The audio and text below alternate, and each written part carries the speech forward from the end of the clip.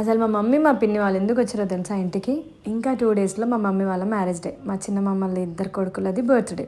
మేమేమో రిసార్ట్‌లో ప్లాన్ చేసినాం. ఎప్పుడు శారీసేనా అప్పుడప్పుడు లంగావోణీలు కట్టుకోవాలని నలుగురు డిసైడ్ అయిపోయారు. ఇంకా హాఫ్ శారీస్ వాళ్ళ దగ్గర లేవు. మొత్తం అంతా షాప్ అంతా నా దగ్గర ఉండేసరికి వచ్చి షాపింగ్ స్టార్ట్ చేసారు నా దగ్గర. అసలుకి కాదులేండి, అట్లే తీసుకుంటారు వాళ్ళు. మా పిన్ని సెలెక్ట్ చేసుకుంది, మా మమ్మీకి నచ్చింది. ఇంకా తీసుకొని పరుగో పరుగు. ఇంకా ఫంక్షన్ మెయిన్ క్యారెక్టర్ మా మమ్మీది కాబట్టి, అంటే ఆమెదే మ్యారేజ్ డే కాబట్టి మా పిన్ని కాంప్రమైజ్ అయిపోయింది. హాఫ్ శారీ సాక్రిఫైస్ చేసింది. ఇంకా సరే ఏమైతే ఏముందిలే, అన్ని బాగానే ఉన్నాయి కదా, ఏదో ఒకటి దీంట్లో సెలెక్ట్ చేసుకుంటా అని చెప్పి అందరు సెలెక్ట్ చేసుకుంటుంటే లాస్ట్ కి ఇంకో పిన్ని వచ్చి నాకే మిగలలేదు, అందరు మంచి మంచి సెలెక్ట్ చేసుకురు అని బాధపడ్డారు. ఇంకేంది, మొత్తానికి నలుగురు 4 హాఫ్ శారీస్ తో పాటు మా ఇద్దరు అత్తమ్మలకి అందరూ ఇంకా అమ్మమ్మతో సహా అందరు హాఫ్ శారీలో మీకు తళుక్కుమని మెరిసిపోతారు రిసార్ట్ లో.